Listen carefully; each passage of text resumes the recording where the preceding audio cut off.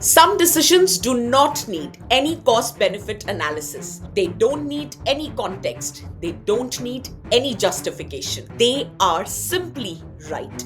In ethics, we call this moral absolutism. And recently, Supreme Court of India gave us a textbook example of it. If you have studied ethics, you must have come across moral absolutism. The idea that certain actions are inherently right or wrong, irrespective of consequences, intentions, or convenience. And today I want to connect this ethical concept with a landmark constitutional judgment. On 30th January 2026, Supreme Court of India has declared menstrual hygiene and access to menstrual health management in educational institution as an integral part of right to life and dignity under Article 21 of our Constitution. A bench comprising Justice J.B. Pardiwala and Justice R. Mahadevan made a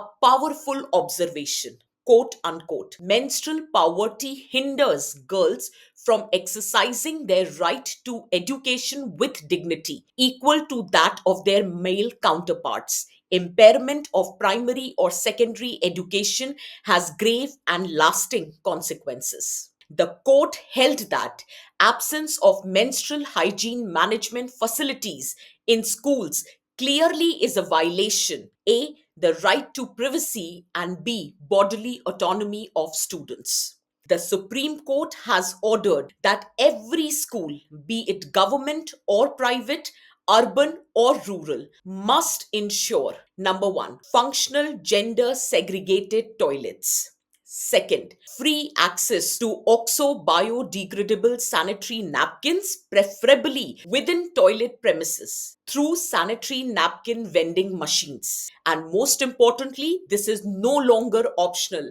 This is the constitutional duty. And now the question is, why is this judgment so significant for us? Because this problem is not new. For years, lack of menstrual hygiene facilities has forced girls into school absenteeism, has pushed them towards unsafe menstrual practices, has silently violated their dignity. What was earlier seen as a moral obligation has now become a legal right. And this transition from morality to enforceability is what makes this judgment purely historic. However, there are some challenges on the ground level. Declaring a right is one thing, but delivering it is absolutely another.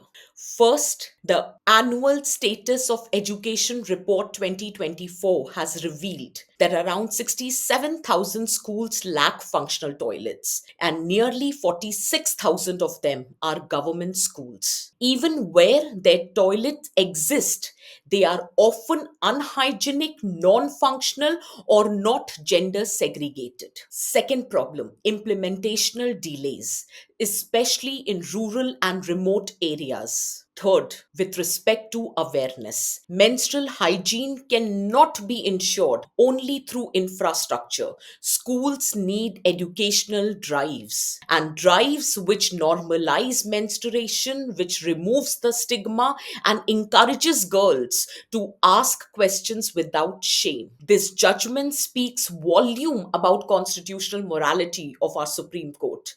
But now the responsibility shifts to the states, to the union territories, to the school administration to ensure effective, timely, and sensitive implementation. For now, this is not just a judgment, it's a welcome step towards dignity, equality, and justice. From a UPSC point of view, this single judgment is gold as women issues cuts across all GS paper. So now I want to hear from you. Do you think this judgment can actually change realities on the ground? Or do you think implementation will remain the weakest link?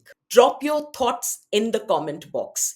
And if you have found this content useful for UPSC preparation, so don't just watch the video but make notes on it. Till then, happy learning and stay blessed.